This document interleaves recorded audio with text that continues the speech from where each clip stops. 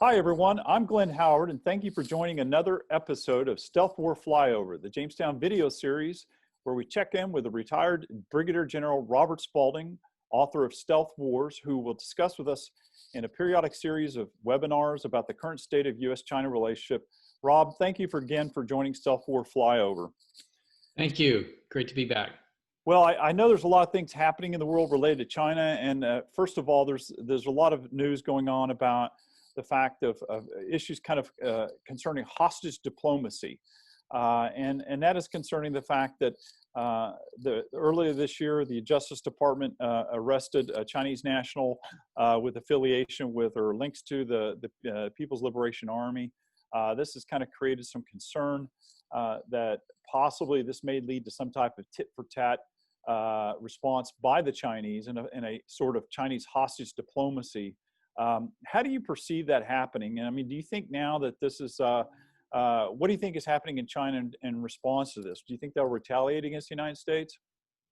Well, the Chinese Communist Party doesn't have rule of law. They have something they call rule by law, which is the law does whatever the Chinese Communist Party wants it to. And so when somebody like Meng Wanzhou, the CFO Huawei, gets arrested in Canada, or really any other criminal cases brought against the Chinese national, the Chinese Communist Party considers it to be, tantamount to an attack on the sovereignty of China itself, and particularly if that's somebody that they, are concerned about, whether it be a member of the People's Liberation Army or, as Meng Wanzhou is, a member of the national elite, and given the fact that they don't believe in rule of law, they essentially believe that democratic countries that have rule of law can basically interrupt their legal process and just return the individual. And when they don't,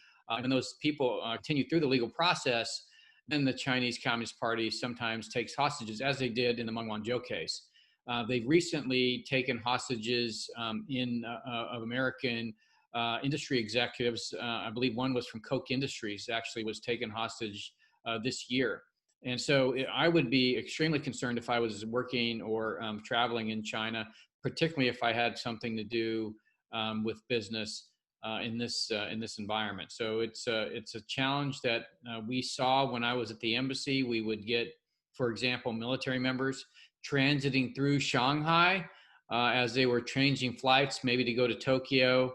And when they would get off the plane, you would think that they would have no issues, but as soon as the Chinese Communist Party found out they were military members, they'd be detained, and we'd have to sometimes intervene. So it is not a democratic country. It doesn't believe in rule of law, and so I think it's a challenge for people to travel through into China. Well, during the Maoist period, there was well known that China would take hostages. American soldiers sometimes would be taking.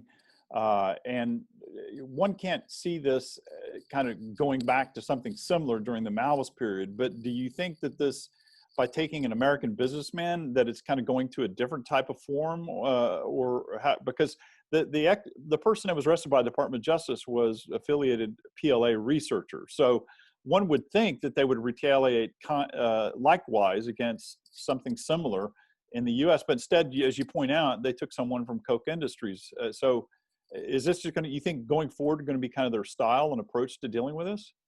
I do think, I think you have a completely different country under Xi Jinping. It's becoming more like the country that was ruled under Mao than it was the country under Deng Xiaoping. They've gotten rid of the consensus leadership model. It is Xi Jinping who is the overarching power figure in the country, and he's very much focused on returning them to a much more controlled environment. And so I think it is a risk for people traveling to and working in China. I mean, do you think he just does not understand the messages it would send to the American business community that, that coming to China that you may endanger being arrested? I mean, that's kind of wrong message to send if you're trying to encourage investment. Well, I think that he believes in the allure of doing business in China and the allure of having access to Chinese capital, and so he thinks that will be stronger and overtake this fear of being detained in China. It's just not something that particularly if you've been doing business in China, it's not something that you would expect. But the way these things happen, and they happen slowly, and then all of a sudden you have a change in an environment. My concern would be, you're over there and something happens that creates a change in the environment that is really outside your. It's going to be a political issue, some kind of crisis that then ends up impacting people that are on the ground in China. Well, I wanted to ask you a question about, there's also been some signs that the State Department is mulling over a ban on U.S. companies working with the Ant Group, which is the owner of the Chinese digital pay app Alipay, as its parent company is preparing to go public on the Hong Kong and Shanghai stock exchanges. How do you see this development impacting and affecting U.S.-China economic relations? And do you see it as kind of a productive example of deleveraging the U.S. from China? Well, I mean, it's a concern on a couple of fronts. Number one is, this IPO could be worth up to $260 billion, and much of that money could be coming from U.S. retirement accounts. So it is the fact that, when that money comes into China, it goes to the People's Bank of China, which is controlled by the Chinese Communist Party. It's not the same as if you invest in an IPO in the United States of a U.S. company. It is a Chinese-controlled company, even though it may appear to be a private company because of the nature of the regime in China. So that's number one. Number two, Ant Group, can also be considered a data collection service for the Chinese Communist Party. So if you are using that payment system, then there is a challenge to your privacy of your documentation, and certainly as it tracks you with your transactions. So I would be concerned on both those fronts, both from an investment perspective, access to American capital that leaves American retirement funds vulnerable to losses, and then also the lack of control over your data with regard to using the payment system. I wanted to ask you about the connected fintech, financial tech news, that there was some implications of a rollout of a Chinese digital currency that was trial in Shenzhen this past week, which really they believe to be the largest of its kind in the world. Do you have any reaction to that new digital currency trial? Well, I think it's along the same lines. And the question I didn't answer before is, is this demonstrate that the Commerce Department is getting more aggressive, I guess, with these issues? Yes, I mean, that's been happening steadily, and I think you're going to see a continuation of that. And the digital currency, again, is this issue of, China has a non-convertible currency. It has strict capital controls. It is enmeshed in the international financial system, yet it is a closed financial system. There is no market for exchanging the renminbi. It is exchanged according to the diktat of the People's Bank of China. And so any attempt to create a digital currency that is along its lines, again, there's two problems with that. One is it's not a freely traded currency, so it's not something that you can count on.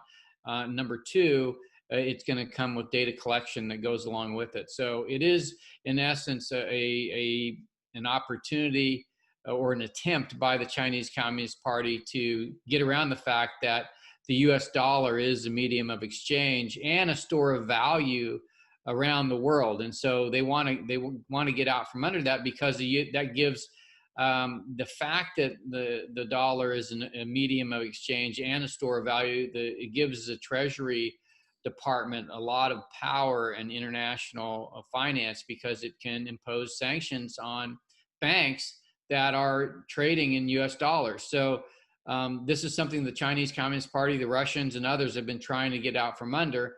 And unfortunately, trust in the currency really goes hand in hand with the trust in the governing institutions of the country that has the currency. So the trust in the U.S. dollar is really trust in the stability and the rule of law and the institutions of the United States, as much as it is in the currency itself. And so the Chinese Communist Party having a closed financial system, but more importantly, being an authoritarian regime, which is not subject to transparency or openness or any kind of oversight, really makes getting involved with that currency really a risky proposition.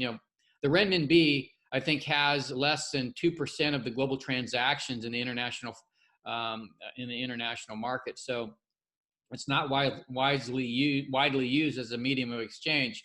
I think the digital currency that they're introducing is an attempt to get out from under the dollar, but I think it's also going to be subject to not only mistrust of the system, but the fact that it's collecting data, and also, digital currency itself. Is it a proof of stake or a proof of? They have two systems in essentially in digital currency. One is a proof of stake, and one is proof of work. Bitcoin is a proof of work, and really, it's an algorithm designed to establish the answer to a real number problem. And proof of stake is really a system of groups that detail whether or not it's a factual or accurate transaction. Those are some currencies, like iOS is one of those. Currency platforms. So I don't know enough about the Chinese digital currency. So I can't say whether it's a proof of work or proof of stake. But what I can say is that the Chinese Communist Party is going to have access to the data that's collected when you use that currency as a medium of exchange. Thank you. That's a really fascinating description, and certainly your background in this area is really reflected in your answer. I had another question I wanted to ask you about. There was recently a video was made called "The 8 Deadly Sins" with Michael Pillsbury from the Hudson Institute and Peter Navarro, President Trump's advisor on China and economic issues. Can you go in and discuss the impact of why that video is important? Well, if you listen to, you get a lot of, with this administration in particular, you get a lot of insight into the way that the government is operating by listening, for instance, to Secretary Pompeo. He's very vocal with regard to the Chinese Communist Party and the challenges that America has with that. You have William Barr, you have FBI Director Wray, and you have National Security Advisor O'Brien. They've all given speeches on what the administration thinks of the Chinese Communist Party. This particular speech given at the Hudson Institute by Peter Navarro really goes into a lot of detail on what the administration thinks about the relationship of with the Chinese Communist Party, and particularly what you can expect going forward. So I highly recommend people get out and read and watch that video, because I think you're getting some insight into what's coming in the next 4 years of a Trump administration, if he is reelected, and what you can expect the federal government to be doing. There's a lot in there that I think people need to be paying attention to. Would you call it kind of a roadmap to understanding if there's a Trump 2 administration? The sentiment that is in the administration with regard to the Chinese Communist Party, particularly in regards to the coronavirus, it probably best a fulsome relationship with the Chinese Communist Party. So, I watched that and I said, okay, well, here's somebody that's basically laying out the reasoning behind decoupling, which, as we know, is ongoing. The business community, the financial community are all dead set against this because of their enormous financial relations with the Chinese Communist Party. But this video really describes the way the Trump administration is thinking with regard to its relationship with China going forward. Well, I'll thank you for sharing that. We'll be sure to look at it. I understand you've been reading Foreign Affairs recently, and there's an article by Hillary Clinton that stuck out at you that you wanted to comment about. Well, this is so people can listen to the comment about Peter Navarro and say, okay, well, that's one point of view. That's a Trump administration. I think Biden's going to be elected, and I think there's going to be a completely different view on China. I think if you read that Foreign Affairs article, you see a lot of the same things that Peter Navarro is talking about, but more importantly, you really understand that national security is being thought of much more about, as I say, the ones and zeros and dollars and cents than the bombs and bullets that we've typically thought about it in the 20th century. The article was written by Hillary Rodham Clinton, and it was, you see in that article almost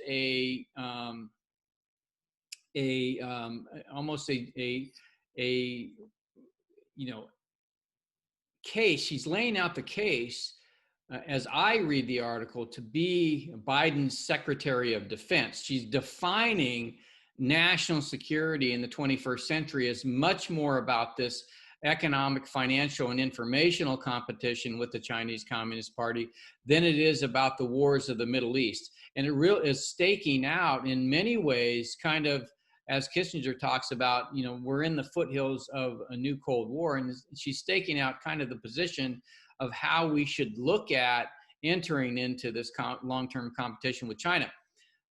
The way I characterize this is very much in the same vein as the Eisenhower administration. We're going to focus on investing in the country. We're going to invest in science and technology.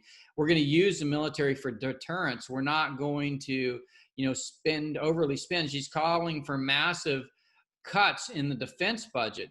In my mind, when you look at what we've done to the industrial base, to our science and technology foundation in the United States, she's calling for a rebuilding of our infrastructure and our industrial base and our science and technology prowess. So a very interesting article, and I think very much in line with, where the current national security strategy of the Trump administration is headed. Do you think that that this is maybe making the case for her from a Secretary of Defense perspective? You seem to indicate that earlier, that this might be that.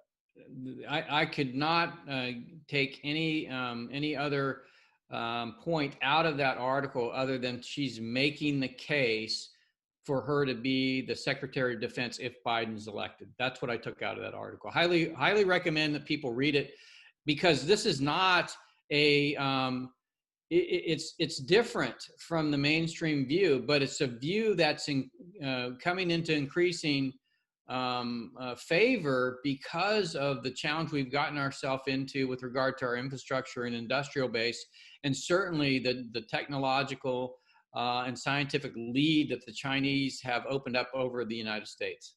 So you're basically saying that Hillary Clinton has basically got religion on China. I mean, it's the same narrative as Trump. So, so this is how interesting the article was. It read very much like the last two chapters of my book. Maybe she read it. So, well, she certainly didn't talk to Peter Navarro, right? Well, listen, Rob, it's great seeing you. Thank you again for appearing on the show. And we encourage the readers to go out and read the Hillary Clinton article. And we are less than 2 weeks away from the election. So the next time we see you again, there will be a new president of the United States. And so we'll be sure at Jamestown to do a stealth war flyover post-election special. So thanks for joining us. Fantastic. Looking forward to it. Thanks, Glenn.